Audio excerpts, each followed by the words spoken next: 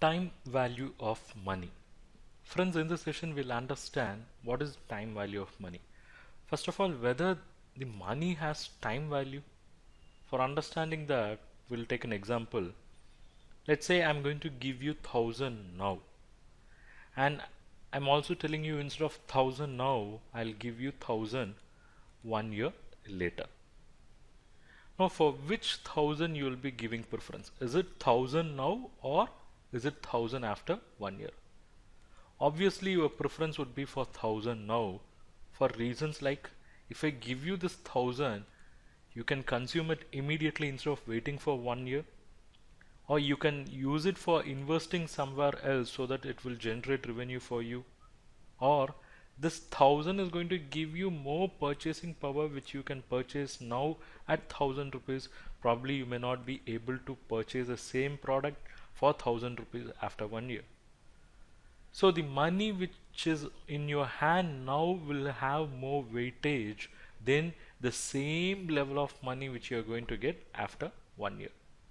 And again, if I tell you that I'll give you after 1 year, again there is two elements involved in that. One is risk. There is an uncertainty that whether I'll pay you or not, number one. And number two, the 1000 what you will get after 1 year will have less value than what you are having now. Simple example is a product which can be purchased for 1000 rupees will not be sold for the same 1000 rupees after 1 year. Probably it will be sold for 1100 rupees. So next year if you receive the 1000, it will have less purchasing power for the same product. So that is the time value of money. So we'll understand even in a better way. Let's say I'm going to give you 1000 now and you deposit that for a period of 1 year. Say it's going to give you interest at 10%. So this 1000 will earn 10% for 1 year and it's going to be 100. So at the end of 1 year you will have 1000 plus 100, 1100. So it is for this reason I said 1000 what you have now is not equal to 1000 1 year later, because this 1000 can become 1100 without any difficulty. So you cannot compare 1000 now with 1000 1 year later.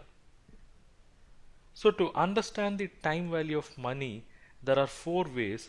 One is to understand what is the future value of the single amount. Two, what is the future value of annuity?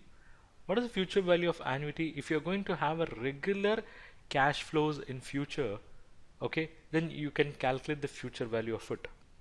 We'll see that in later stage. And you can also know the present value of single amount. I mean, what you are going to get in future, what is its present value? Had it been received today, what will be the value? Similarly, the present value of annuity, if you are going to have a regular cash flows in future, what is the present value? So in this way, we'll study the time value of money concept in the subsequent sessions. Thank you for watching this video. Hope you liked it. If you wish to learn more on this topic, do check our comprehensive online course. I have given the link in the description below. If you like this video lecture, do not forget to click on that like, share and subscribe button with bell icon.